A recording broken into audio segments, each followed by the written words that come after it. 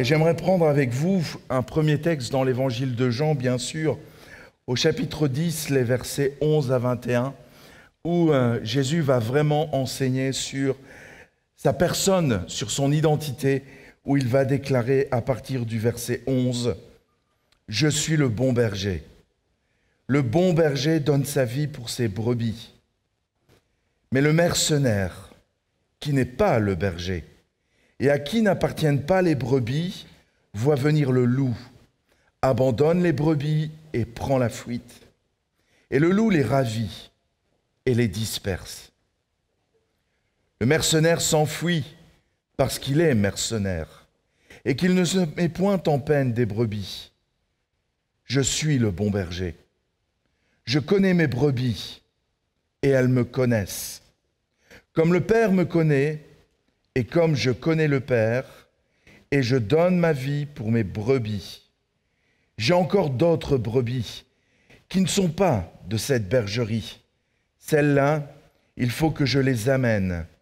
Elles entendront ma voix et il y aura un seul troupeau, un seul berger. Le Père m'aime parce que je donne ma vie afin de la reprendre. Personne ne me l'ôte, mais je la donne de moi-même. J'ai le pouvoir de la donner et j'ai le pouvoir de la reprendre. Tel est l'ordre que j'ai reçu de mon Père. Il y eut de nouveau, à cause de ces paroles, division parmi les Juifs. Plusieurs d'entre eux disaient « Il a un démon, il est fou. Pourquoi l'écoutez-vous » D'autres disaient « Ce ne sont pas des paroles d'un démoniaque. Un démon peut-il ouvrir les yeux des aveugles ?» Le contexte de cet enseignement de Jésus fait suite à une remise en cause de son identité par les pharisiens suite à la guérison d'un aveugle. Nous voyons dans le chapitre précédent que Jésus va guérir un aveugle et suite à cette guérison miraculeuse, il y a toute une discussion qui se met en place sur l'identité de Jésus.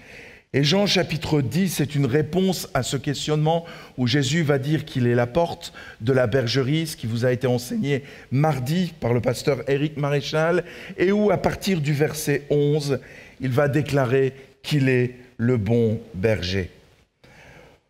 Ici, on a une confrontation supplémentaire entre Jésus et les pharisiens et d'autres mouvements religieux de son époque. Et on sent de plus en plus que la tension entre Jésus et ses mouvements religieux s'accentue de plus en plus.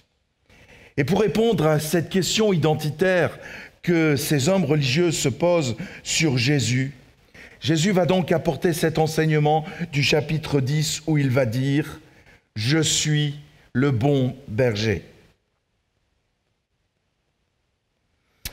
Lorsqu'il va prononcer ces paroles, et nous les voyons, la réaction au verset 19, 20 et 21, ça va créer une réaction. Il va y avoir encore une fois de plus une attitude scandalisée des hommes religieux de l'époque qui sont divisés sur cette question.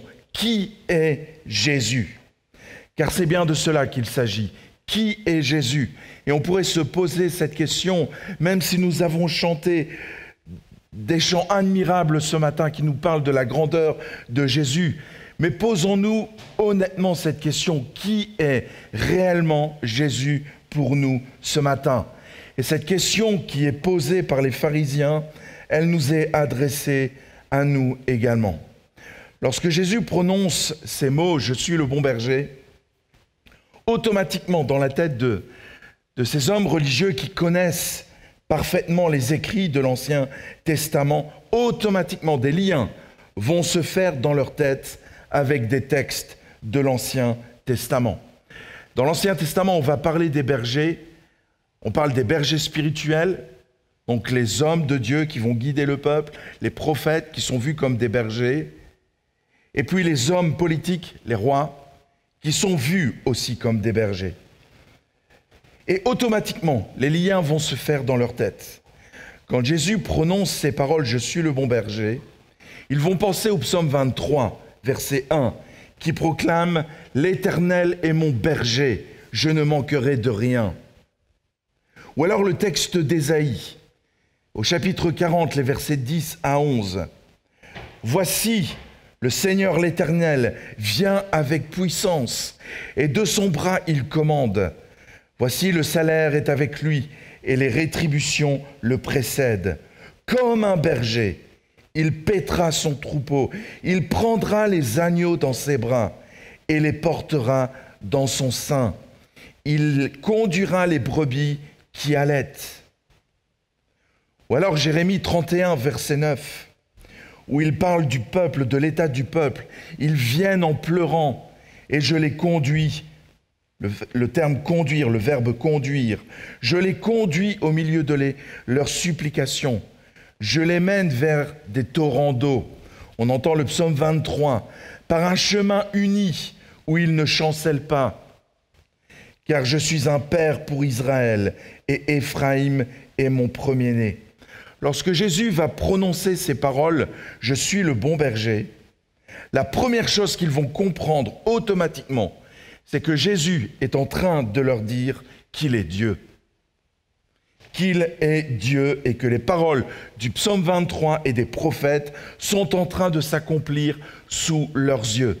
Alors imaginez ces hommes, les pharisiens, les sadducéens, les esséniens, les zélotes, tous ces hommes qui ont été élevés dans la tradition juive et qui, lorsqu'ils se lèvent au matin, la première chose qu'ils vont répéter, c'est le Shema Israël, Adonai Eloheinu, Adonai El-Rai.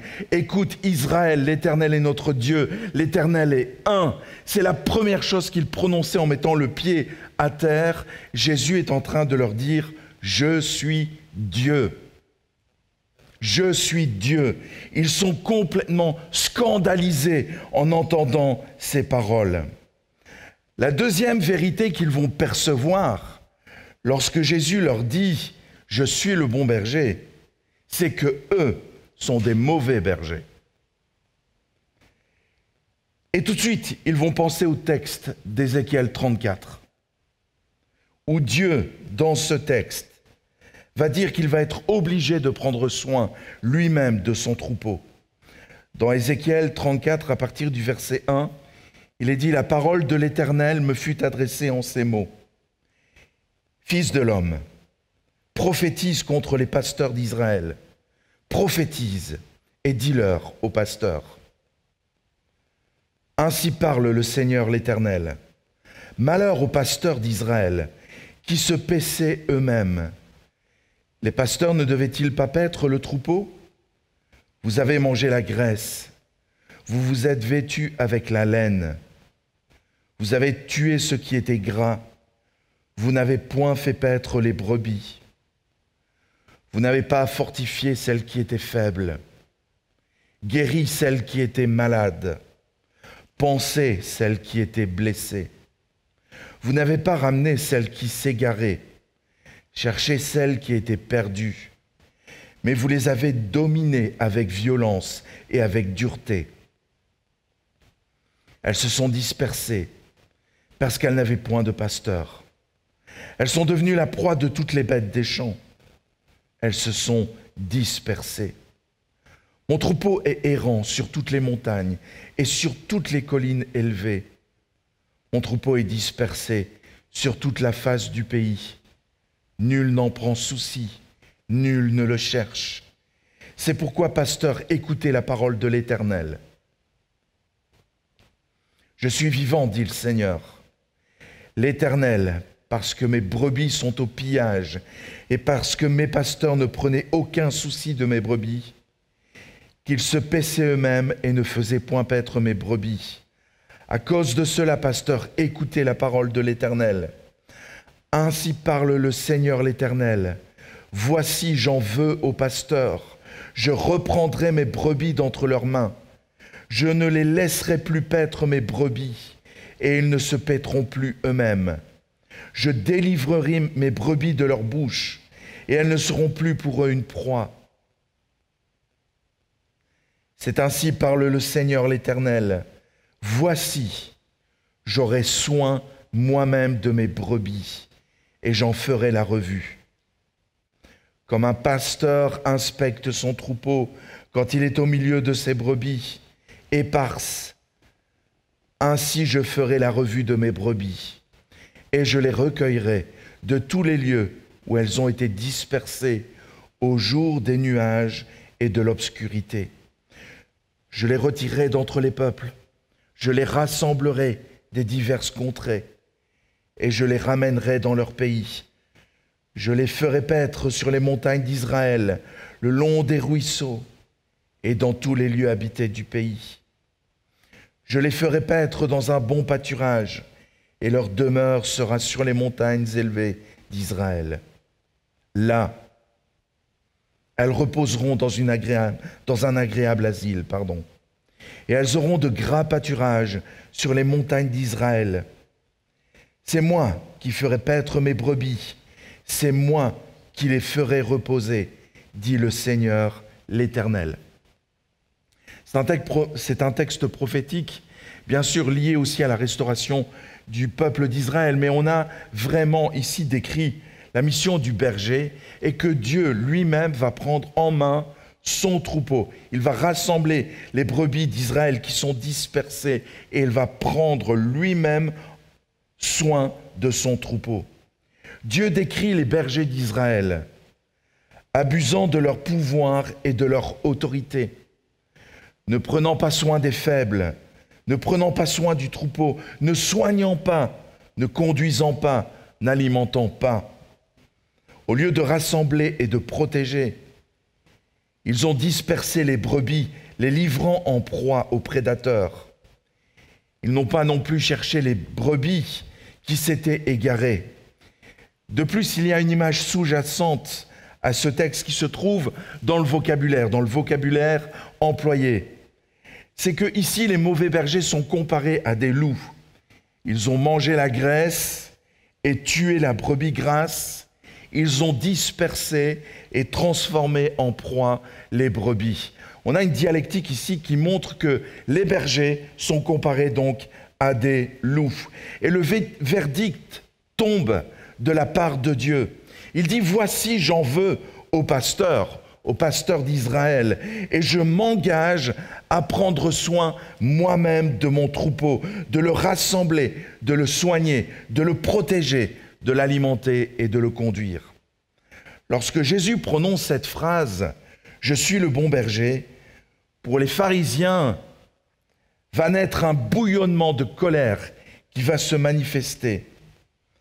En clair, Jésus leur dit deux vérités. « Je suis Dieu et je vais m'occuper moi-même de mon troupeau, car en tant que berger d'Israël, vous êtes nuls. » En gros, c'est ce qu'il leur dit. C'est impossible pour eux d'entendre cela. Eux, les gardiens de l'orthodoxie, eux, les gardiens de la foi, eux, les gardiens de l'explication de la Torah. Et pourtant,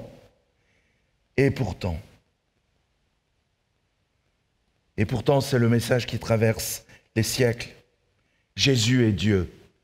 Et il s'engage vis-à-vis de chacun de nous à agir comme le ferait un berger. Et j'ajoute, comme un berger et non pas comme une caricature de berger, non pas comme un mercenaire.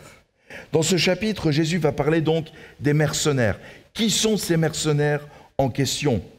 Il s'agissait d'hommes qu'un propriétaire de cheptel allait donc payer pour être des bergers. On rejoint la parabole des ouvriers de la dernière heure. C'était ces hommes qui étaient sans emploi, qui n'avaient pas de terre, qui n'avaient pas de biens, qui n'avaient pas de métier particulier et qu'on recrutait tout au long de la journée pour effectuer un travail de quelques heures ou d'une journée ou de deux. Ça n'était pas leur métier d'être bergers, mais ils allaient être employés pour faire fonction de berger. Pour effectuer cette tâche qui, dans la société de l'époque, était loin d'être gratifiante. Ces hommes sans motivation particulière n'allaient pas prendre soin du troupeau qui leur était confié. Pourquoi? Premièrement, mal payés. Deuxièmement, un métier qui mène à un statut d'impureté. Pourquoi? Parce que le berger allait peut-être aider une brebis à mettre au monde son agneau, ce qui allait automatiquement communiquer une impureté rituelle, toucher des animaux morts, toucher des animaux blessés qui saignaient, et qui allait amener donc une impureté rituelle sur ces hommes, qui allait les exclure de la société ou passer par tout un rituel de purification. C'était un métier peu gratifiant, un métier à risque. On prenait des risques. Il fallait défendre son troupeau, le troupeau contre des bêtes sauvages. Rappelons-nous que David a tué le lion, l'ours, pour défendre le cheptel de son père. Ils se servaient eux-mêmes dans le cheptel du propriétaire et c'était un métier solitaire. Et Jésus va mettre en opposition le bon berger avec les mauvais bergers, les mercenaires. Posons-nous la question ce matin. Jésus est-il réellement mon bon berger ? J'insiste sur tous les mots. Le bon berger. Pas simplement voir dans le terme bon une caricature que l'on fait souvent pour les enfants où on voit ce Jésus, bien sûr, avec les cheveux longs, évidemment, les yeux bleus, assis sur une pierre avec des buissons, en train de caresser la tête des enfants et les agneaux à côté, ou finalement c'est une caricature du berger et pas la réalité du bon berger. Et moi, j'aimerais plutôt vous interpeller sur l'adjectif bon, pas dans le sens de cette caricature, mais dans le sens juste. C'est le juste berger, c'est comme ça qu'il est. Et pas comme moi je le perçois ou comme on en a fait une caricature. Dans les enseignements bibliques et l'exemple de personnages de la Bible, et on pense tout de suite à David, nous avons une vision claire des tâches qui incombaient au berger. Tout d'abord, il conduit. Quand je marche dans la vallée de l'ombre et de la mort, je ne crains aucun mal, car tu es avec moi. Il conduit dans les chemins qui mènent au vert pâturage. Il conduit vers les puits, il sait où se trouvent les puits. Israël, c'est un pays très aride et à cette époque, on creusait des puits. Les bergers se faisaient la guerre pour les puits. On bouchait des puits. On pense à l'histoire d'Isaac qui a dû déboucher des puits parce que des bergers avaient bouché les puits qu'il avait creusés. Il connaît les chemins dangereux. Il sait les chemins où, par exemple, dans des montagnes, dans des vallées, où le soleil ne pénètre jamais, à certains endroits où des mousses vont se développer et où des brebis empruntant ces chemins pourraient glisser et perdre la vie. Il connaît les chemins dangereux, les passages où les brebis sont en danger de mort. Il conduit son troupeau en toute sécurité vers des eaux paisibles. Il ne va pas conduire ses brebis vers un torrent, parce qu'avec leur laine, le courant d'eau, la laine va se charger d'eau et le courant va les entraîner. Elles n'auront pas l'énergie pour résister au torrent. Il va les conduire près des eaux paisibles où elles vont boire en toute sécurité. Il les conduit de la bergerie au vert pâturage et vice-versa. Le bon berger protège. Il protège des bêtes féroces. Il protège des voleurs. Il protège les brebis faibles par rapport aux brebis qui peuvent être plus violentes. Il protège du climat également. Il connaît le climat et il va tout faire pour que son troupeau puisse profiter du climat, du meilleur climat. David va arracher la brebis de la gueule du lion pour son père. Le bon berger soigne, il prend soin. Il va prendre soin de la brebis blessée. Il va aider les brebis à mettre bas. Et il a un regard de bienveillance sur les agneaux. Il soigne et il prend soin. Il nourrit et il abreuve son troupeau. Il connaît les besoins physiologiques de ses brebis et il va tout faire pour y pourvoir. Conduite vers les pâturages et les points d'eau. Il rassemble. Le berger veille à la cohésion du troupeau. Il veille à ce que le troupeau reste troupeau. On a peut-être ces images de transhumance en France, dans le sud de la France, ce merveilleux pays, où, le plus beau pays d'ailleurs, où on voit ce berger au mois d'avril partir avec ses troupeaux rejoindre les plateaux dans les Hautes-Causses par exemple, où pendant des mois il va rester avec ses brebis, mais il veille toujours à rassembler le troupeau. Il veille à ce qu'aucune brebis s'éloigne du troupeau et devienne une proie. Le berger aime son troupeau. Ce sont ses brebis. Ce n'est pas les brebis d'un autre, c'est ses brebis. Il les connaît par leur nom ou par leur surnom. Il leur montre de l'affection, de la tendresse et de l'amour. Bon, ce n'était pas avec des brebis, c'était avec des chèvres. On était allé dans les Cévennes et puis le propriétaire de la location nous avait emmené visiter une fabrique de fromage de chèvre dans les Cévennes. Et le producteur a appelé son troupeau de chèvres des chèvres magnifiques. Et ça m'a vraiment marqué. Il avait donné tous des noms à ses chèvres. Il avait donné tous des noms et il en avait beaucoup. Et il connaissait exactement le nom de chaque chèvre. Il ne se trompait pas. Et il aimait son troupeau. Je voyais cet homme qui aimait son troupeau de chèvres. Le berger aime son troupeau. Il les connaît par leur nom qu'il leur a donné. Il leur montre de l'affection, de la tendresse et de l'amour. Le bon berger n'abandonne pas une brebis. Il n'est pas désinvolte. Pensons à la parabole de la brebis perdue, où le bon berger va abandonner les 99 dans la bergerie, les confier à des gardiens, et lui va partir chercher la 100e brebis perdue. Certains auront dit, j'ai 99 brebis, certaines attendent de mettre bas, il va y avoir des agneaux qui vont devenir à leur tour des brebis et qui pourront remplacer aisément la 100e brebis. Et le mercenaire se serait dit ça. Je vais rester au chaud, la 100e brebis va être remplacée. Le bon berger ne se dit pas ça.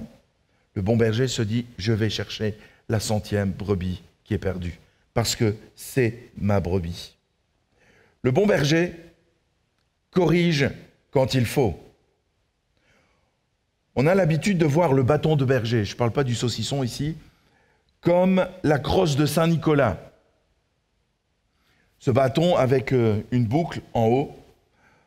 On a inconsciemment cette image du bâton de berger de cette façon. On l'a également dans les représentations des pharaons où il tient le sceptre et aussi une houlette, où dans sa main, lorsqu'il a les bras croisés, il a le sceptre qui représente le pouvoir, et puis la houlette où justement on voit la courbe. Vous pouvez vérifier cela sur Internet. On a cette image-là et c'est rassurant. On a l'impression que c'est quelque chose de paisible. C'était un outil pour rappeler aussi la brebis récalcitrante. La houlette était donc un manche en bois qui se terminait par un objet métallique en forme de petite pelle avec un crochet sur le côté. Le crochet pour saisir la patte arrière d'une brebis qui était en danger, qui allait tomber, et la petite pelle servait à arracher une petite motte de terre et de la lancer vers une brebis récalcitrante pour la remettre dans le droit chemin. Le berger corrigeait les brebis quand il le faut. Le berger, le bon berger, est prêt à mourir pour son troupeau. David n'a pas eu peur de perdre la vie pour arracher donc de la gueule du lion les brebis qui appartenaient à son père. Il est prêt à mourir pour la sauvegarde du troupeau. Et là, on peut vraiment faire, au travers de toutes ces missions du bon berger, faire tout le parallèle avec Jésus, que l'on retrouve également avec les autres « je suis », entre autres. Jésus aime l'humanité et a donné sa vie pour celle-ci. Jésus va dire, il n'y a pas de plus grand amour que de donner sa vie pour ses amis. Et il l'a démontré. Il l'a démontré. Pour Jésus, même une seule âme compte. Je pense aux brigands sur la croix. Il aurait pu dire, mais c'est mérité pour toi. C'est mérité pour toi. Et le brigand repentant, il va dire, aujourd'hui même, tu seras avec moi dans le ciel. Une âme compte, Jésus n'a jamais été désinvolte. Il a traité chaque situation avec autant de respect, même dans l'urgence. Je pense à Jairus lorsqu'il vient chercher Jésus, où on a vraiment une question d'urgence, on n'a pas le temps. On n'a pas le temps. C'est une question d'urgence. Sa fille est en train de mourir. Et il y a une parenthèse, alors qu'il est en marche pour aller rejoindre la maison de Jairus, il y a une parenthèse, il y a cette femme qui vient, qui est atteinte depuis 12 ans d'hémorragie, qui vient toucher Jésus par derrière, chercher la guérison. Et cette femme va être guérie instantanément et Jésus va prendre le temps. Il ne va pas traiter cette situation avec désinvolture. Cette parenthèse avec cette dame, il ne va pas la traiter avec désinvolture. Il va prendre le temps pour cette femme. Je pense à Marthe qui vient trouver Jésus et dire « Mon frère Lazare est mourant. Viens, je t'en prie, viens. » Jésus va prendre plusieurs jours avant d'être face à la tombe de Lazare, parce que tout au long de cette marche, il ne va traiter aucune situation avec désinvolture. Toutes les situations pour Jésus sont traitées avec autant de respect, d'amour, de sérieux que requérait chaque demande. Il s'est aussi bien occupé des enfants que des adultes. Il s'est occupé aussi bien des femmes que des hommes.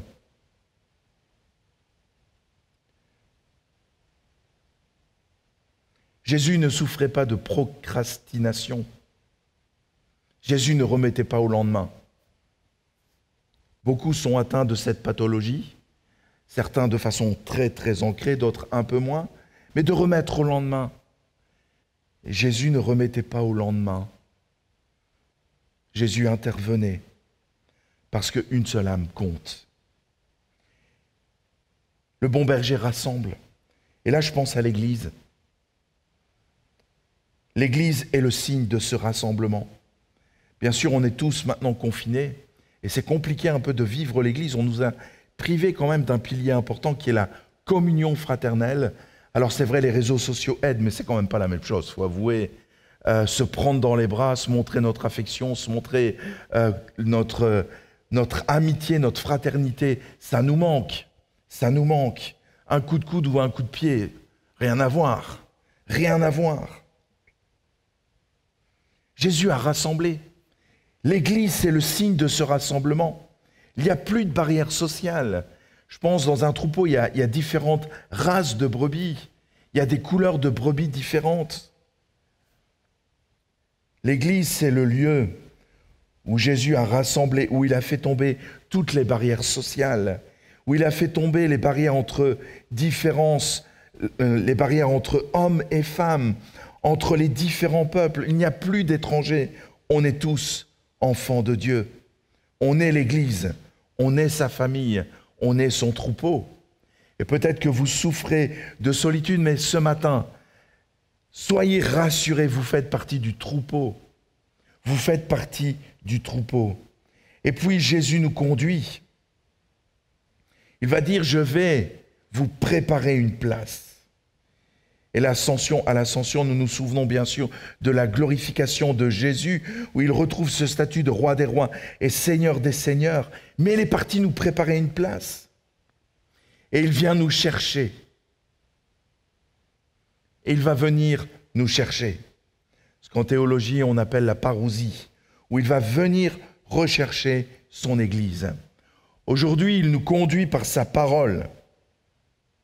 La Bible, la parole de Dieu, est essentielle pour notre marche chrétienne, pour réussir notre vie sur terre, mais aussi pour préparer notre éternité.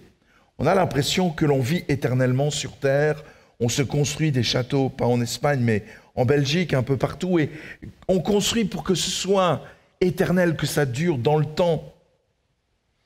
Notre passage sur terre est une marche où nous préparons aussi notre éternité.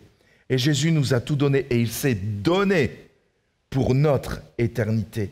Mais pour notre présent, nous sommes déjà sauvés, mais pas encore. Nous attendons ce jour glorieux où il va venir nous chercher.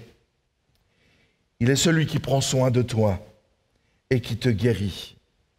Je pense à ces textes prophétiques où Dieu affirme « Je suis l'Éternel qui te guérit. Je suis l'Éternel qui te guérit. » Il est celui qui te guérit des séquelles de ton passé. Nous connaissons ce texte de 2 Corinthiens 5, 17. Si quelqu'un est en Christ, les choses anciennes sont passées, toutes choses sont devenues nouvelles. En effet, c'est notre statut d'enfant de Dieu. C'est notre statut. Je suis devenu enfant de Dieu. Mais je dois vivre avec mon passé, avec ce que j'ai vécu, avec ce que j'ai fait ou ce qu'on m'a fait, ce que j'ai subi. Il est celui qui veut te guérir de ton passé. Et cela peut prendre du temps, cela peut être instantané, ça peut être miraculeux. Mais cela peut prendre du temps, le chemin de la vie, où Dieu va transformer ton cœur, peut-être t'amener à pardonner, peut-être à pardonner celui qui t'a offensé. Le pardon, ce n'est pas un signe de faiblesse, c'est un signe de force. Ce sont les forts qui pardonnent, ce n'est pas les faibles. Les faibles se vengent. Le fort, bien sûr, rempli par le Saint-Esprit et la force de Dieu, c'est le fort qui pardonne. Il est aussi celui qui te console. Il va dire, il est préférable pour vous que je m'en aille, pour que je puisse vous envoyer le consolateur. La mission du Saint-Esprit, c'est bien sûr nous remplir de puissance pour notre témoignage, mais c'est aussi nous consoler. Il est celui qui veut prendre soin de toi et te guérir et te laisser guérir. Il y a des blessures qui font mal, je pense, quand on a une fracture ouverte, qu'il faut réduire tout ça, ou une entorse. Il faut réduire une entorse, ça fait mal. Ça fait mal. Ou une luxation. Quand on a une luxation de l'épaule, du coude, voilà, il faut remettre en place tout cela, ça fait mal. Mais après, c'est quelques instants de douleur, et après, ça y est, tout est remis. Tout est remis. Être guéri par Jésus, ça peut faire mal sur l'instant même, mais après, on est guéri. On est guéri. Parfois, on s'accroche à des blessures parce que notre blessure est devenue identitaire. Elle a construit notre identité, elle a construit nos réactions, et on sait comment on fonctionne. Mais ce n'est pas comme ça que Dieu veut que tu fonctionnes. Alors il veut te guérir, comme le bon berger amène la guérison sur des brebis qui sont malades. Il est celui qui te nourrit et qui t'abreuve. Il déclarera à la Samaritaine que celui qui vient à lui n'aura plus jamais soif. N'aura plus jamais soif. Comment je peux comparer cette soif? À quoi ça me fait penser? Ça me fait penser à une situation que beaucoup d'hommes et de femmes dans notre société, notre civilisation et des chrétiens connaissent, et que je qualifierais par un seul mot, c'est l'insatisfaction. L'insatisfaction. Combien d'hommes et de femmes ne sont jamais satisfaits? Jamais. Quoi qu'ils aient, ils ne sont jamais satisfaits. Quand tu viens à Jésus, réellement, authentiquement, de tout ton cœur, de toute ton âme, que tu le découvres comme le bon berger, ce sentiment d'insatisfaction, cette réalité dans ta vie va disparaître. Parce qu'en lui, tu trouves tout. Tu trouves l'amour, tu trouves la paix, tu trouves la sécurité, tu trouves l'espérance, tu trouves l'avenir, tu trouves des solutions à tes problèmes. En Jésus, tu trouves tout. Il va dire, je suis le pain de vie. Peut-être que vous l'avez déjà vu. Vous l'avez déjà vu. Sa parole est comparée aussi au pain de vie. D'ailleurs, ce sont des livres qui sont vendus chaque année, le pain de vie ou le pain quotidien, donc des méditations journalières pour les chrétiens. Il est celui qui veut te nourrir et t'abreuver. Et je peux te dire que tu vas être satisfait. Il est celui qui protège. Il protège de notre ennemi, le diable. Mais concrètement, il nous protège aussi dans la vie. Nous ne nous rendons pas compte toujours de la protection de Dieu. Et pourtant, combien de fois nous avons été protégés? Je me souviens d'avoir évité un accident. Quand j'y réfléchis, c'est un miracle. C'était dans la région de Florène. J'enseignais dans cette région-là, il neigeait. Et puis le bus s'était arrêté sur la route, mais pas sur le côté. 2 tiers de la route et puis 1 tiers sur le bas-côté. J'étais derrière le bus, je me décale, et juste à ce moment-là, une voiture est venue s'encastrer dans le bus. À une vitesse vraiment impressionnante. Je suis resté là, j'ai entendu les secours, j'étais entendu comme témoin. Si j'étais resté derrière le bus, je n'ai pas vu le gars arriver, j'ai rien vu du tout. J'aurais été pris en sandwich entre le bus et cette voiture. Alors on peut se dire du hasard. C'est Einstein qui dit que le hasard, c'est Dieu qui passe incognito. Je préfère penser que Dieu passe incognito par là et qu'il est celui qui me protège. Dieu nous protège. Dieu nous protège. Et combien de fois, sans le savoir, nous avons été protégés? Mais il y a ce berger aussi qui nous reprend. Par sa parole, la Bible peut être dérangeante. Elle parle de la colère de Dieu. Elle ne parle pas toujours que de l'amour de Dieu. Elle parle de la colère de Dieu. Elle parle du jugement de Dieu. Et le jugement aussi de ses enfants. Non pas pour le salut, mais où Dieu va nous demander des comptes. C'est expliqué dans 1 Corinthiens, dans la première aux Corinthiens, où Dieu va nous demander des comptes sur notre vie. Qu'est-ce que tu as fait de ta vie? Qu'est-ce que tu as fait de tes 10 doigts? Pensons aussi à la parabole des talents, où Dieu nous demandera des comptes sur nos talents. Qu'est-ce que tu as fait des talents que je t'ai donnés? Elle nous parle de remise en question, de changements radicaux. Pensons à l'apôtre Paul, aux changements radicaux dans sa vie. La Bible va nous parler d'obéissance. Le prophète Samuel va apprendre que l'obéissance vaut mieux que les sacrifices. Elle va me parler de soumission, elle va me parler de sanctification, elle va me parler d'épreuves pour façonner nos vies. Elle va me parler de lutte contre la chair. Elle va me parler de lutte contre nos désirs humains marqués par notre nature pécheresse. Le berger reprend. Et Jésus nous reprend. Dieu nous reprend au travers de sa parole, par son esprit, par des paroles prophétiques. Mais il parle et il nous reprend. J'aimerais te poser la question ce matin, où allons-nous ce matin? Je pense que souvent, nous voulons une caricature de berger, une caricature de Jésus. Le Jésus qui me connaît, le bon berger qui me protège, le Jésus qui me conduit, qui me nourrit, qui me fait du bien, le Jésus qui rassemble, le Jésus qui soigne, le bon berger. Mais il y a le berger qui reprend, qui corrige, qui rectifie les trajectoires de vie, qui envoie avec sa houlette une grosse boulette de terre pour te faire rentrer dans le rang, dans le troupeau. Le berger qui va t'empêcher de faire ce que tu veux, parce qu'il veut te protéger, parce qu'il sait que hors du troupeau, c'est peut-être la mort qui t'attend. Le bon berger ne veut pas de cela pour toi, qui te dit par son esprit, par l'Esprit de Dieu, il y a encore parfois des choses pourries dans ta vie à changer. À l'image du bon berger, Jésus a donné sa vie pour l'humanité, pour son salut, pour notre réconciliation avec le Père, pour que nous soyons sauvés. Mais bien souvent, nous sommes comme les pharisiens. Nous prenons tout ce qui nous convient de Jésus et on le réduit à une caricature.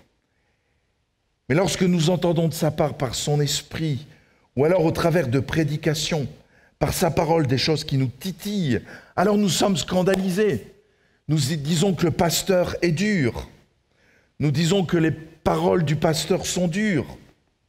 En tant que pasteur, maintenant, nous n'osons plus rien dire. Il faut prendre des gants, des pincettes, car on s'offusque. La vérité dérange. Rappelons-nous que Jésus a dit « Je suis la vérité ». Et que Jésus n'a pas été conformiste. Jésus n'a pas dit des paroles simplement pour caresser dans le sens du poil. Il a dit la vérité, dérangeante soit-elle. Mais maintenant, la vérité dérange de plus en plus. Et on n'ose plus rien dire. Parce qu'on a réduit Jésus à une caricature, à ce bon berger qui ne fait que du bien, que du bien, que du positif. Alors on voit une réprimande comme quelque chose de négatif. Pourtant, dans les proverbes, quand on parle de l'amitié, l'amitié est celui qui parle à cœur ouvert et qui dit des choses dérangeantes à son ami. Jésus est-il ton bon berger? Et je dirais, à la place du mot bon, je vais employer le juste berger. Pour ne pas limiter bon simplement à bonbon, quoi. Hein? Le juste berger. Je ne parle pas de celui que l'on peut se fabriquer ou que tu t'es fabriqué. Je te parle du juste berger. Avec ce qui te semble positif ou négatif, le berger qui peut te reprendre. Ce matin, et ce thème nous interpelle, m'interpelle, sur le renouvellement de notre connaissance de Jésus. Et surtout de ne pas en faire une caricature. Jésus va dire, je connais mes brebis, elles me connaissent. Et il disait que ces brebis reconnaissent sa voix,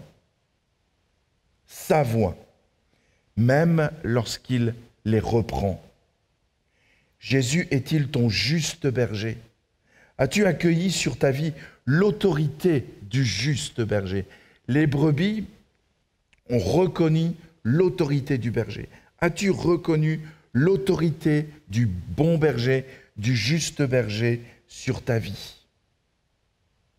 Ou est-ce que lorsque le berger vient mettre le doigt sur ta vie, sur des choses qui doivent changer, ça crée une source de tension et de révolte dans ta vie?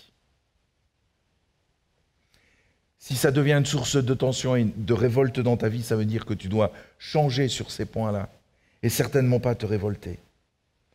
L'année passée, à quelques jours près, j'étais ici dans ces locaux lors du premier confinement et j'ai prêché pour le dimanche, lors du dimanche de l'Ascension, sur le Christ glorifié, qui est toujours quelque chose qui m'interpelle.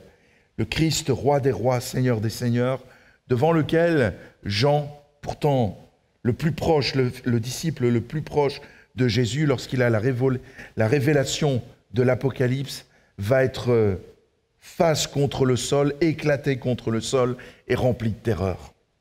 Aujourd'hui, c'est ce Christ que nous servons. Le Jésus qui est incarné, le Fils de Dieu qui s'est incarné à Noël et qui est mort sur la croix, c'est le Fils de l'homme. Maintenant, c'est le Christ glorifié. Qui dit « Je suis le juste berger » et qui un jour fera le tri dans son troupeau, qui mettra à sa gauche les boucs et à sa droite les brebis. Jésus est-il ton juste berger? Te laisses-tu corriger par lui, reprendre par lui, guider par lui? Et ce texte de Jean 10 nous interpelle là-dessus, sur la nature de Jésus et comment j'accueille le juste berger dans ma vie. Alors ce matin, j'aimerais vraiment te dire et nous dire, arrêtons de caricaturer Jésus. Parce qu'il est roi des rois et seigneur des seigneurs. Le juste berger, mais roi des rois et seigneur des seigneurs. J'inviterai le groupe de louanges à venir pour vraiment clôturer ce moment par peut-être un chant d'adoration ou de consécration. Je les laisse guider, mais je vous invite à vous recueillir maintenant et prendre peut-être juste quelques instants de silence. Dire, est-ce que c'est le bon berger ou le juste berger qui règne dans ma vie? Seigneur, je suis comme les autres.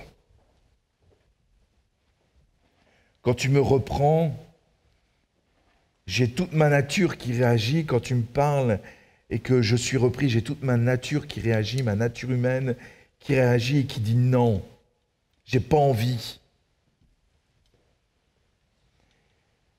Mais Seigneur, tu es celui qui change nos vies. Tu es celui qui nous façonne. D'un diamant brut, tu en fais un diamant taillé.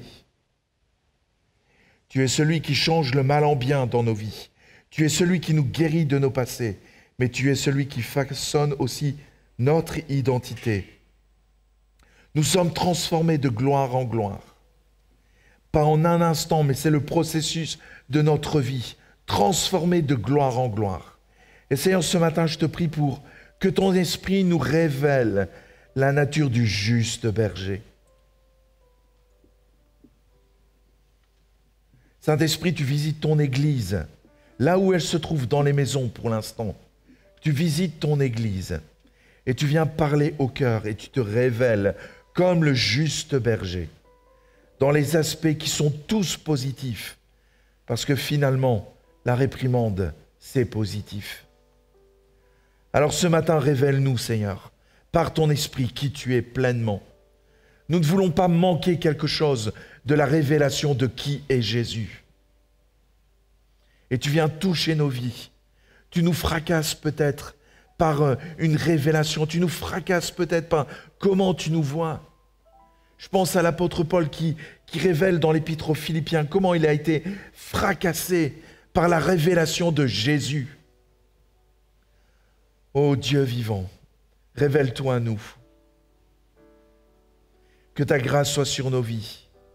Accompagne-nous, je te prie, pour tous ceux qui, en ce moment, se sentent peut-être loin du troupeau, ou qui disent le troupeau est éclaté, dispersé. Mais c'est toi aussi qui veilles sur le troupeau. Il ne dort pas celui qui veille sur Israël. Le bon berger, le juste berger, ne dort pas, il veille sur toi, là où tu te trouves. Seigneur, tu nous bénis, tu nous rafraîchis dans la vision de qui tu es. Gloire à toi, Jésus. Gloire à toi, Saint-Esprit, qui nous révèle Jésus le glorifié.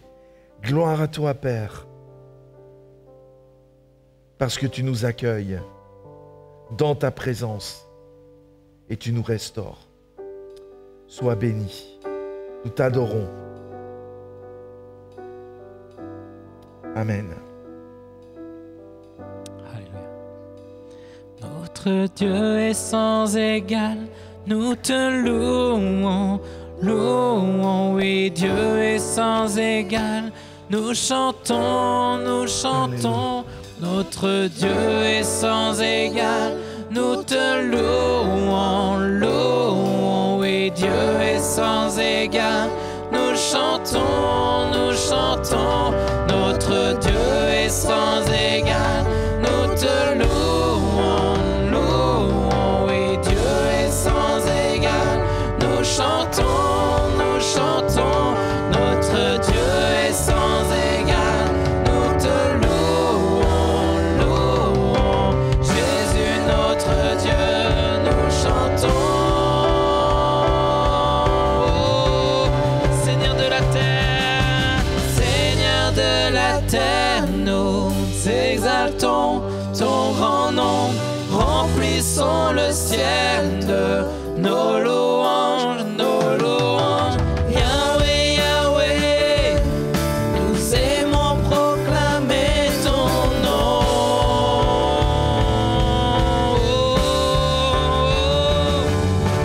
Seigneur de la terre, nous exaltons ton grand nom, remplissons le ciel de nos louanges, Yahweh, Yahweh, nous aimons proclamer ton nom. Christ seul me suffit, oui, Christ seul me suffit, oh, Christ seul me suffit. Tout ce dont j'ai besoin est en toi. Tout ce dont j'ai besoin, Christ seul me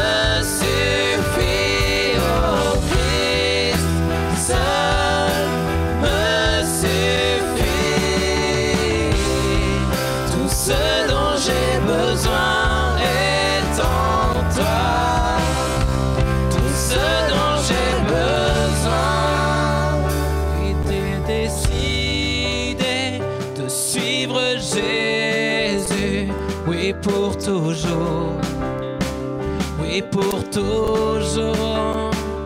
La croix devant moi, le monde derrière moi, oui pour toujours, oui pour toujours. Dans mon cœur j'ai choisi, dans mon cœur j'ai choisi de suivre Jésus, oui pour toujours, oui pour toujours. La croix devant moi, la croix devant moi, le monde derrière moi, oui pour toujours, oui pour toujours. Christ seul me suffit, oh Christ seul me suffit.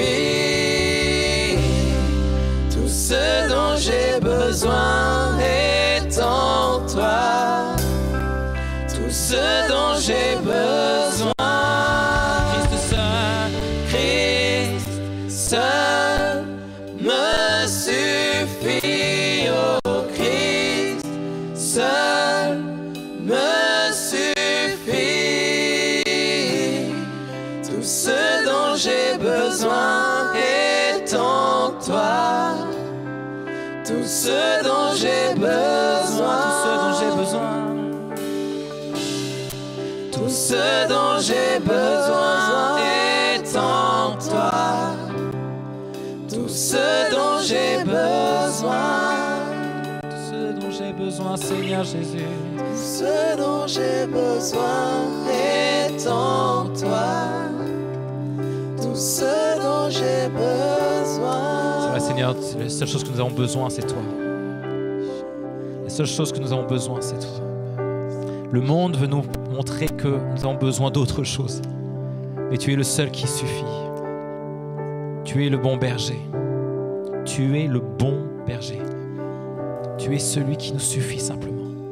Celui qui pourvoit, qui nous amène dans des eaux paisibles, qui nous amène dans des verts pâturages. Tu es celui avec lequel tu veux prendre du temps aussi à nous observer, à nous aider à grandir en toi. Tu pourvois en toutes choses. Et nous venons, Seigneur, ce matin, avec un cœur consacré pour toi, un cœur renouvelé pour toi, pour te servir. Rechantons une dernière fois, Christ seul me suffit.